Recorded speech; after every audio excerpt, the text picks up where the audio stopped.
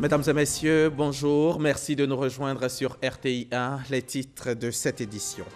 Parti ce matin d'Abidjan, le président de la République Alassane Ouattara est arrivé ce vendredi à Niamey, la capitale nigérienne. Le chef de l'État prend part au sommet extraordinaire de la communauté économique des États de l'Afrique de l'Ouest, sommet consacré à la situation politique en Guinée-Bissau. La brigade de l'assainissement et de la salubrité qui a été mise en place récemment par le gouvernement a été présentée ce mardi au grand public par la ministre Anne-Désirée Ouloto. Rattachée au ministère de l'assainissement et de la salubrité, la brigade a pour mission, entre autres, de lutter contre les incivilités des populations. Le président béninois Patrice Talon est revenu dans un entretien sur les violences meurtrières qui ont secoué son pays en cette année électorale et tend la main à son rival en exil. Il appelle son prédécesseur, l'ancien président Thomas Boniaï, à rentrer au pays. Il s'exprime également sur la loi d'amnistie et son projet avorté de mandat unique. Je vous le disais au sommaire, le président de la République Alassane Ouattara est arrivé ce matin à Niamey, au Niger, pour prendre part au sommet extraordinaire de la CEDEAO, la communauté économique des États de l'Afrique de l'Ouest. Sommet consacré à la situation sociopolitique en Guinée, et dont vous voyez là quelques images de la cérémonie d'ouverture. Le chef de l'État regagnera Abidjan dans l'après-midi, et ce soir, dans le 20h, vous pourrez suivre le compte-rendu de Viviane Haïm. Le vice-président est sur place ici à Abidjan. Hier, il a présidé la réunion du comité décisionnel du Conseil national pour la nutrition, l'alimentation et le développement de la petite enfance. C'est la deuxième rencontre au titre de l'année 2019 qui s'inscrit dans une approche de partenariat gagnant-gagnant entre l'État de Côte d'Ivoire et le secteur privé. Jérôme Kofi Abolin. Deuxième réunion du comité décisionnel du Conseil national pour la nutrition, l'alimentation et le développement de la petite enfance au titre de l'année 2019. La rencontre de ce jeudi qui a eu pour cadre la salle D de la primature a été présidée par le vice-président Daniel Kablan-Duncan. Il s'agit notamment de valider la politique du développement de la petite enfance et de faire le point de l'état de mise en œuvre du programme dénommé « Transformer l'éducation dans les communautés productrices de cacao ». Cela dans une approche de partenariat gagnant-gagnant entre l'État et le secteur privé. Pour le vice-président Daniel Kablan-Duncan, il n'y a pas mieux à faire que de s'inscrire dans le cadre de la stratégie définie par le gouvernement en vue d'un succès durable. Le développement de la petite enfance, pour ce qui concerne sa prise en charge, est dévolu à plusieurs ministères techniques, particulièrement ceux en charge de la santé, la nutrition, l'éducation, la protection sociale, la famille, la femme et l'enfant, ainsi que la justice et l'assainissement.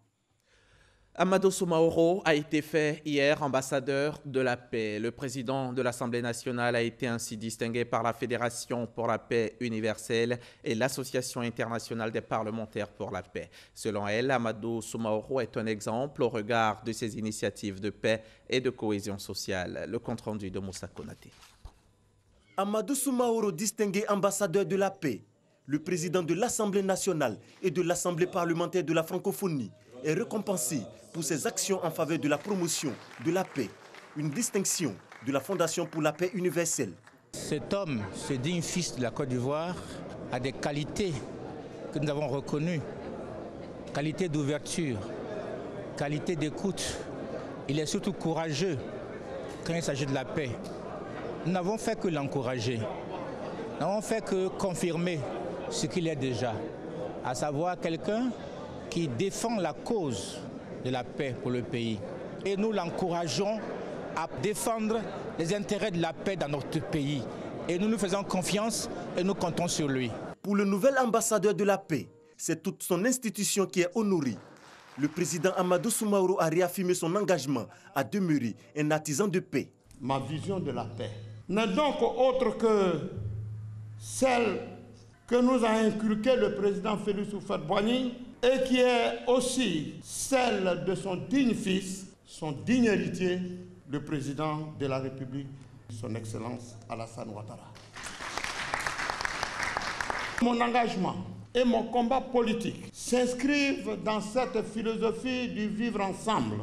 Le président de la République, son Excellence Alassane Ouattara, nous invite au dépassement de nos divergences, à la consolidation de l'amour de notre patrie pour contribuer à la construction d'une paix durable. Le président de l'Assemblée nationale devient ainsi membre de la Fédération pour la paix universelle, cette organisation internationale engagée pour la promotion de la paix dans le monde. Charles Blé Goudet sera bien jugé à Abidjan. Il est toujours en résidence surveillée à La Haye après avoir été acquitté par la CPI en attendant l'examen de l'appel de la procureure. Son dossier ouvert à Abidjan avant son transfert à la CPI est toujours ouvert. Mercredi, son collectif d'avocats a claqué la porte d'une audience avec la chambre d'accusation et s'est retiré du dossier. Hier, le procureur général de la Cour d'appel d'Abidjan a tenu à répondre point par point. C'était au micro RTI 1 d'Éric Goré. Hier 6 novembre, les avocats de Charles Blé Goudet ont tourné dos à la chambre d'instruction concernant l'affaire du ministère public contre le leader de la Galaxie patriotique. Le procureur général a tenu à apporter des éclaircies.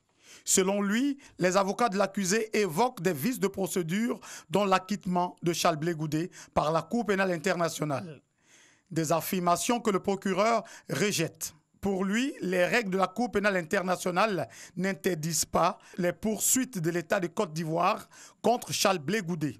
On ne peut pas dire que la Côte d'Ivoire s'est dessaisie de sa compétence juridictionnelle au profit de la Cour pénale internationale, dans le cas d'espèce, c'est-à-dire concernant l'affaire Blé Goudet, puisque les faits poursuivis par les juridictions ivoiriennes actuellement ne sont pas les mêmes que ceux déférés devant la Cour pénale internationale il y a quelque temps. Devant la Cour pénale internationale, voici les faits qui avaient été poursuivis. Premièrement, crime contre l'humanité consistant en des actes de meurtre, viol, autres actes inhumains, tentatives de meurtre et persécution, dans le contexte des violences électorales entre le 16 décembre 2010 et le 12 avril 2011. Les 10 actes, et c'est là le plus important, ayant été perpétrés pendant les événements suivants. Marche à la RTI, entre le 16 et le 19 décembre 2010, manifestation des femmes à Abobo, le 3 mars 2011, bombardement au mortier d'un secteur densément peuplé à Abobo le 17 mars 2011, bombardement à Yopougon le 12 avril 2011. Il n'y a donc pas identité de poursuite entre les faits jugés par la Cour pénale internationale et ceux examinés en ce moment par les juridictions ivoiriennes. Blé Goudet Charles est poursuivi pour crimes contre les populations civiles, torture, viol et homicide volontaire pendant la crise post-électorale. Les enfants sont l'avenir de la planète. La manière dont ils seront traités pendant l'enfance fera une grande différence dans la façon dont ils s'adapteront aux réalités actuelles du monde. Face aux récentes agressions et viols de mineurs enregistrés ces derniers temps en Côte d'Ivoire, le gouvernement a pris des mesures urgentes pour la protection des droits des enfants et lutter contre l'impunité. On en sait plus avec Sephora Zegui. Elle a 16 ans, tendons l'oreille. Quand ils m'ont ramené du Nigeria, ils m'ont dit que c'est pour venir travailler en Côte d'Ivoire. À mon arrivée, j'ai vu que c'était faux. J'ai été vendue 6 fois comme esclave sexuelle. C'est à Korogo que j'ai contracté cette grossesse. Je ne sais même pas qui est le père. Elle n'est pas la seule à être exposée à des scènes de violence. Nous avons rencontré une deuxième qui, elle, a 7 ans. Monsieur, il était venu dans nos coins, mais il m'a appelé. Il dit qu'on dans les pays, cigarette plus. Et puis j'ai pu l'envoyer, puis il dit de rentrer dans sa maison. Et puis il rentré. Maintenant il m'a donné chaud. J'ai bu, maintenant il a commencé à dormir de ça. Il m'a violé. En plus d'avoir été abusée sexuellement, la petite est atteinte d'une maladie incurable. Quand on va à l'hôpital, ils ont dit que j'ai une maladie des sida. Les violences physiques, psychologiques, économiques ou sociales sur mineurs sont une violation des droits des enfants. Le 3 septembre dernier, la Côte d'Ivoire tout entière est frappée par le décès de la petite Océane, 3 ans, abusée sexuellement. Plusieurs voix s'élèvent alors pour condamner ces actes à travers une marche silencieuse. Que ça cesse, que les autorités prennent des dispositions. Nous-mêmes, la population, qu'on se lève, que nous disons non, non à la violence faite aux enfants. 25% de filles ont été victimes au moins une fois dans leur vie de violences sexuelles, selon un rapport des Nations Unies. En 2019, selon les statistiques du ministère de la Femme, de la Famille et de l'Enfant, 11 filles ont été victimes de viols, dont un décès. Des chiffres en baisse par rapport à ceux de l'année précédente. En 2018, nous avons eu, revenus de nos différentes plateformes, un total de 24 enfants qui ont été battus, violés. Notre ligne d'assistance à enfants en détresse, dite ligne 116 Allô enfants en détresse, nous a rapporté 18 cas d'enfants en situation de violation de leurs droits parce que battus. Ces chiffres, même si nous avions seulement 2 ou 3 cas, sont assez importants pour nous. Nous sommes au centre d'accueil et de transit pour jeunes filles Kavoekiva, dans la commune d'Adjamé. Une soixantaine de filles, toutes victimes de viols, d'exploitation sexuelle, de maltraitance et de rejet.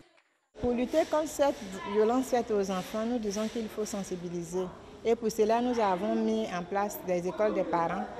Au cours de ces écoles des parents, ce sont des cas d'échange, des échanges d'expériences.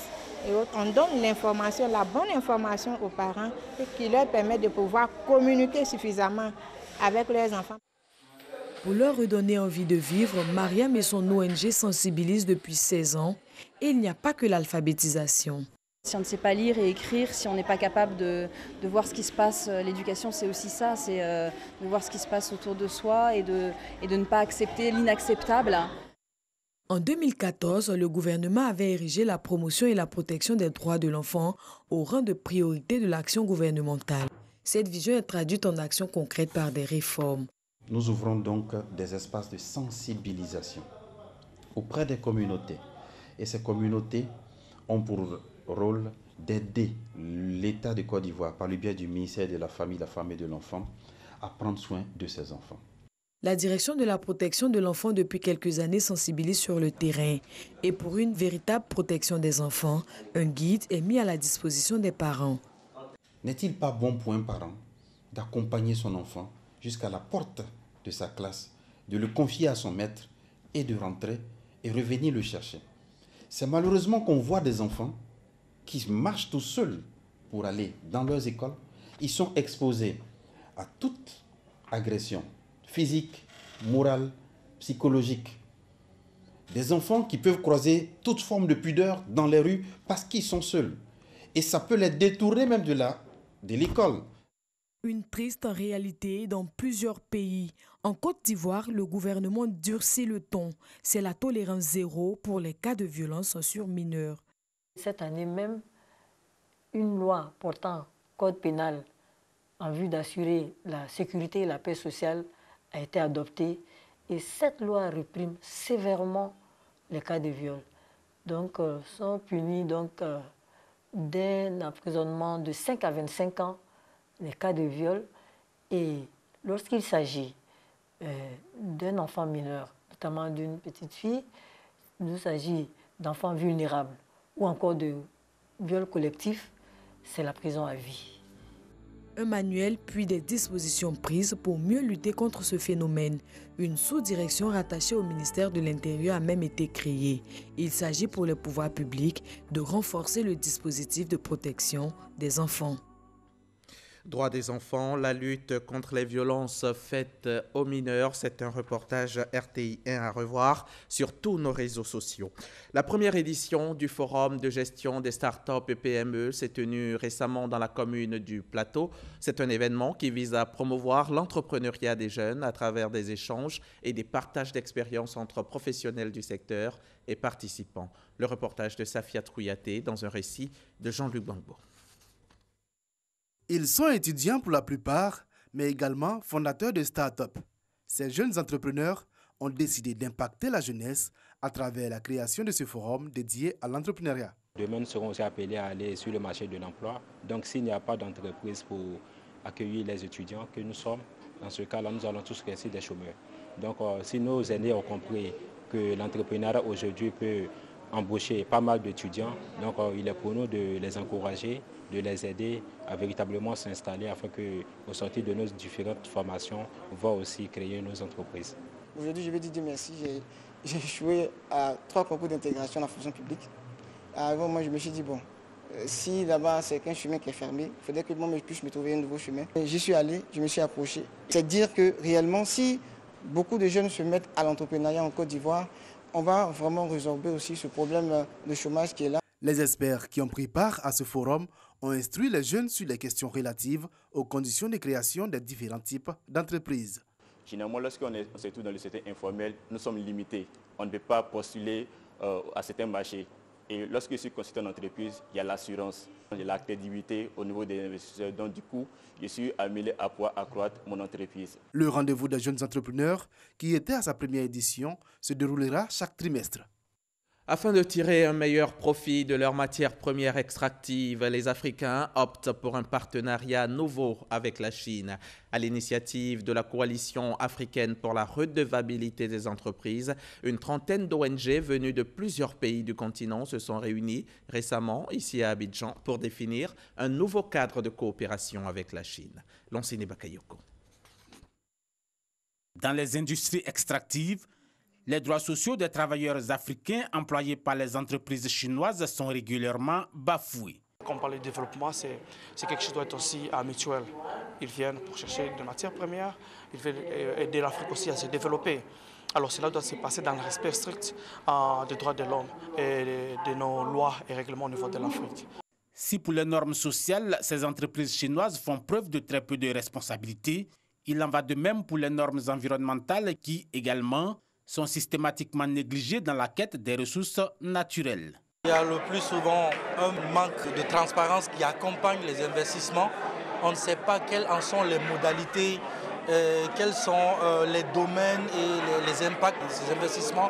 Aussi, il y a la question du transfert de compétences par rapport aux expertises chinoises qui arrivent pour travailler sur les projets. À travers ce plaidoyer, il s'agit pour la société civile africaine de mettre en place une sorte de mémorandum d'entente pour un partenariat gagnant-gagnant. Nous constatons que la législation du travail n'est même pas respectée. Nous avons tout intérêt à comprendre ces entreprises chinoises et à faire le plaidoyer au niveau de l'État pour que l'État soit regardant par rapport à la présence et aux investissements des entreprises pour que ça profite également aux communautés locales et même aux Africains également. À elle seule, l'Afrique concentre environ 30% des réserves minérales mondiales, 10% du pétrole et 8% du gaz naturel. Dans ces gisements, Pékin a investi plus de 6 milliards de dollars en 2018. L'ANARECI, l'autorité nationale de régulation du secteur de l'électricité de Côte d'Ivoire, vient d'achever une campagne d'information dans les régions du Gor et du Haut-Sassandra. Hier, lors de l'étape d'Abidjan, l'autorité a instruit les consommateurs de l'énergie électrique sur leurs droits et devoirs. Le témoignage de Davis Oyo et Régis Kofi. Coupure intempestive, hausse et baisse de tension, mauvaise qualité de l'énergie, destruction de matériel suite à une interruption électrique, autant de désagréments vécus par les consommateurs. Une situation qui amène l'Autorité nationale de régulation du secteur de l'électricité de Côte d'Ivoire, ANARECI, à initier une séance d'information, d'éducation et de communication. Il s'agit d'instruire les abonnés sur leurs droits et devoirs. En cas de conflit, si le consommateur n'est pas content du traitement du service rendu à lui par CIE, il d'abord porte une réclamation à CIE. Et si cette réclamation n'a pas de réponse ou il n'est pas satisfait de la réponse, il vient s'adresser au régulateur que nous sommes et nous avons le pouvoir d'analyser cette réclamation qui devient un recours et de prendre une décision qui s'impose. Pour se rapprocher davantage des populations, plusieurs canaux sont mis en place par l'ANARECI. Il s'agit notamment du numéro vert. Ce numéro vert, il est gratuit. C'est le 800-800-02. Les consommateurs d'électricité peuvent aussi nous saisir à travers une adresse mail qui est recours avec S à la fin, @anare.ci. Mais fait important, c'est se rendre dans la maison du consommateur qu'on appelle les parcelles, les points d'accueil des consommateurs d'électricité que nous avons à Yamsokro ou ici à Abidjan. Projections et échanges directs ont permis d'éclairer la lanterne des abonnés de l'électricité. Désormais, je sais que lorsque mon compteur prend feu, ce n'est pas à moi de racheter le compteur, mais à la CIE de racheter le compteur. Je sais que lorsqu'un locataire quitte une maison et que moi je dois récupérer cette maison, je ne dois plus payer l'arriéré que ce locataire a consommé. Pour l'année 2018, l'Autorité nationale de régulation du secteur de l'électricité de Côte d'Ivoire, ANRECI, a enregistré plus d'1 milliard de contestations de factures.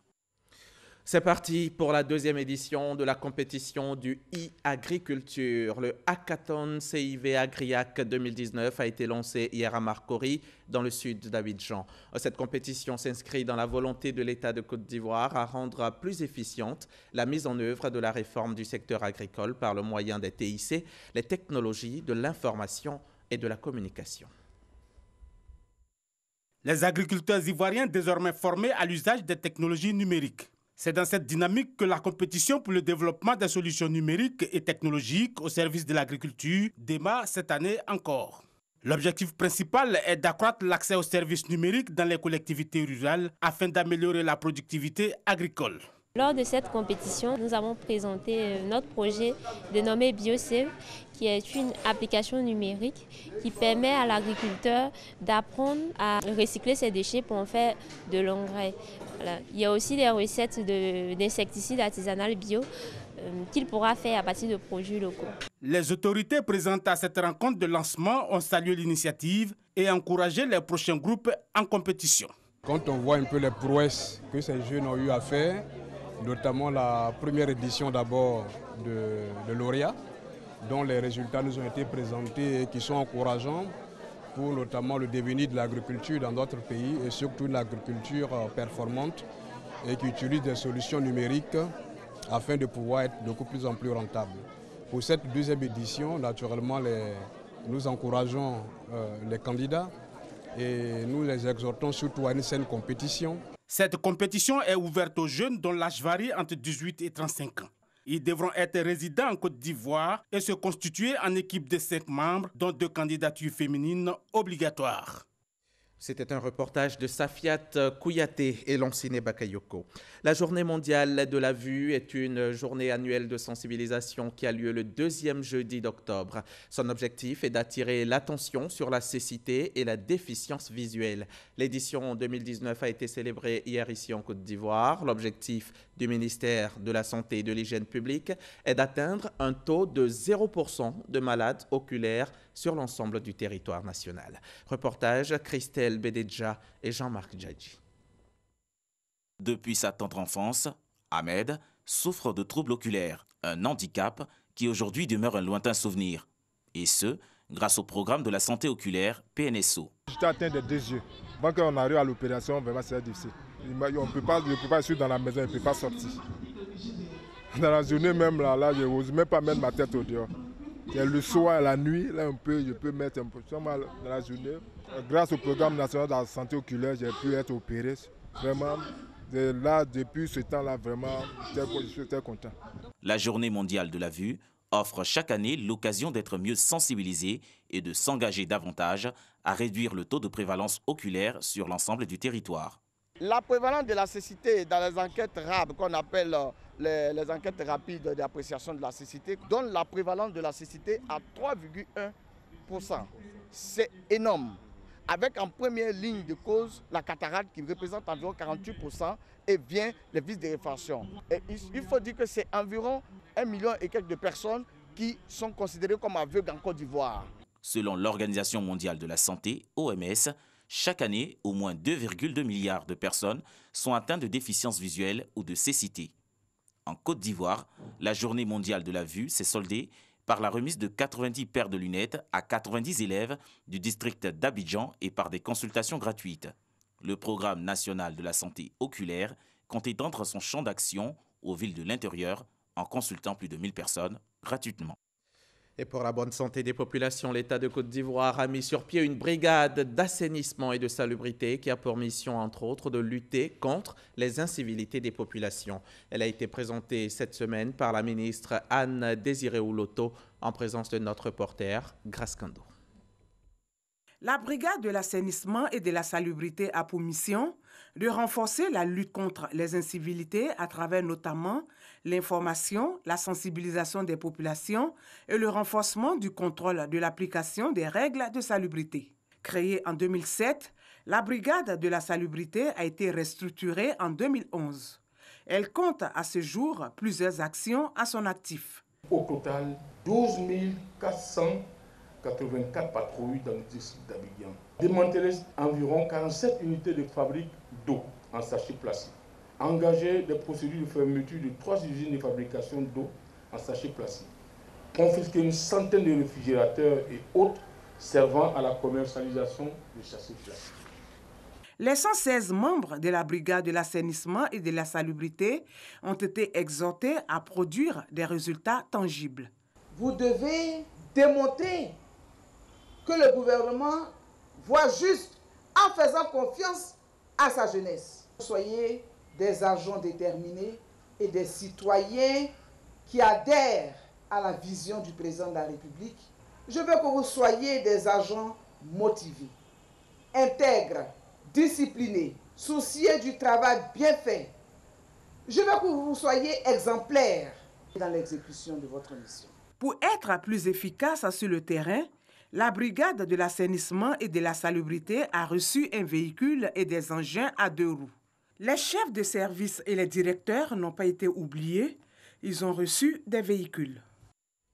Savez-vous ce qu'est le Zonta Club international? Sinon, des journées portes ouvertes ont lieu à l'hôtel communal de Cocody pour découvrir ce que c'est et pour rapprocher les femmes de leur club service. Cette initiative qui s'inscrit dans le cadre de la célébration du centenaire du Zonta Club international dans le monde et ses 50 années d'existence en Côte d'Ivoire. Sephora Zegui est allée y jeter un œil pour RTI.